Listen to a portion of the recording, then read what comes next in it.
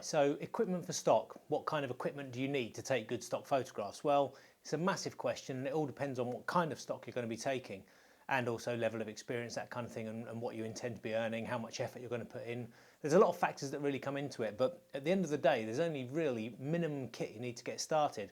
And we'll talk about that in a sec, but you may be one of these people that is either, like myself, had a bit of a break from photography for a while since using film and has now come back to digital, and you're kind of wondering where to start, what kit to go for, whether to go for a main brand like Canon or Nikon, or maybe go for someone else like Sony or Pentax or Olympus. They're obviously main brands as well.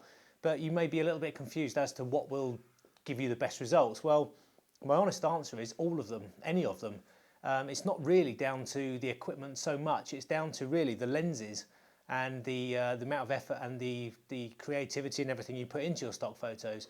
But as a starter, I would say that all you need is something fairly basic, not super basic, but what I use here, I've upgraded now to the 5D Mark II, the Canon 5D Mark II. It's a 21 megapixel sensor, which I love for stock, and I'll come to that in a bit later, why I prefer a much larger sensor for stock photography. But really, the most important thing you need to know is, and the most important thing you need to get first of all, is a top quality lens. We've talked about this in other courses before. Probably the most important factor when you take out of things like lighting and composition, the most important factor in your equipment is actually the lens, because cameras come and go. I've talked about this many times before. They come and go, they upgrade, they change, they add new features, that kind of thing. But really, lenses very rarely change.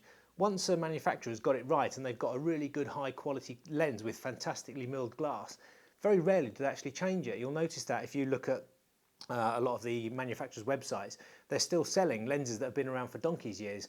So really, once you've got a good camera body with a fairly good megapixel range, and I'll explain that again in a minute, what you need to do is start to get yourself a set of really good walk-around lenses, or good lenses that will cover all the kind of stock you want to take, whether it's macro or telephoto stuff or wide angle. Really, you want to concentrate on just getting one lens to start with. Everyone's got a budget. You could be starting out with just a fairly simple camera, you know, a kind of prosumer level DSLR, and you really want to know what kind of lens to get with it. Now, rather than getting too deep into this and getting lots of different prime lenses, such as a 124mm lens, a 50mm lens, an 85, a 135, it's going to cost you a lot of money for high quality prime lenses. So the best thing you can do is find a general all-purpose, very good quality lens to start with. Now, this lens is a 24 to 70mm f2.8 L lens from Canon. It's the best lens they do in this range. It's got the best quality glass and I have exceptional results from it. I use it for weddings, I use it for stock, I use it as a really good general purpose lens, and on a full frame camera, it's 24mm to 70mm. It gives me enough coverage to do things like wide angle shots, architectural shots, interior shots. The 70mm range does portraits, 50mm does general kind of product shots, that kind of thing. So as a starter lens, you should go for something like this. You don't have to go for Canon's own brand or Nikon's own brand or Pentax or Sony or whoever.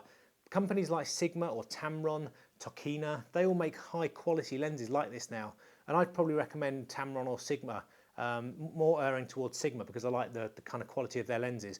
So really, to get into stock, the minimal equipment you need to get started, and how I started when I was shooting stock, was just a camera body and one good walk-around lens. And once you've got those, you can start to experiment. You can go out and about using natural available light. You can shoot countries, you can shoot towns, cities, people, objects, all sorts of things with just those two pieces of equipment. You don't have to use studio lights like we're using here. You don't need flash guns, you don't need cable releases, you don't even need a tripod to start with, but I would recommend that your next purchase after the body and the lens, that you get a good sturdy tripod so that you can do low light stuff without having to buy lots of studio lights, that kind of thing. So really, bear in mind that get a good camera body, but also get an exceptionally good lens. Try and get the best you can afford, because those two things will start you off on the road to stock photography, and you should be able to get hundreds, if not thousands of images with just those two pieces of kit alone. Now, I'll quickly talk about the sensor size because I think it's quite important. A lot of people say it isn't, but when it comes to stock, try and get a good quality sized sensor, anything from 12 megapixel upwards. I'm using 21 megapixel for various reasons, and I'm going to explain that in the next video. but there are very good reasons why you'd want a larger sensor, and one of those is to keep yourself future-proof, which means that stock agencies may in the future up their requirements for stock photography. They may start to want more higher resolution images for certain things like television or magazine work, that kind of thing. And if you've already got a library full of low resolution images, you're going to have to go through and do them all again. Whereas if you start out as you mean to go on and get the highest resolution you can afford and try and get something like a good, like I say, anything from a 12, 15, 18 or even a 21 megapixel camera, you're going to be good to go and you're going to be future proof for quite a few years. So that's basically it for now on equipment. Like I said, I'm going to reiterate it, get a fairly good body with a good megapixel size, but also if you're going to get one lens, get something like a 24-70 on a full frame camera. If you've got a cropped camera such as the Nikon D300, something like that, or a Canon 500D, something like that, then you're going to want to get a slightly wider lens because there's going to be a bit of crop factor in there. And I would recommend something like a 17-55 or a 17-85. That will give you a bit more of a wide angle coverage on a cropped sensor. So really get a half decent camera with a good sensor and get the best lens you can afford, a mid-range zoom like a 24-70 or a 17-85 to get you going. Best thing you can do with those is go out and take loads of photos, upload them, get yourself going, get some momentum going with your stock agency, start to earn money, and then use that money to reinvest into new equipment as you go, new accessories, maybe one or two more lenses. So I hope that helps. Don't freak out that you need to get tons and tons of equipment to get into stock. You don't. You need one camera, one lens, and you're good to go. So I hope that helps, and we're going to talk a little bit more about the crop sensor and the size of the sensor in the next video.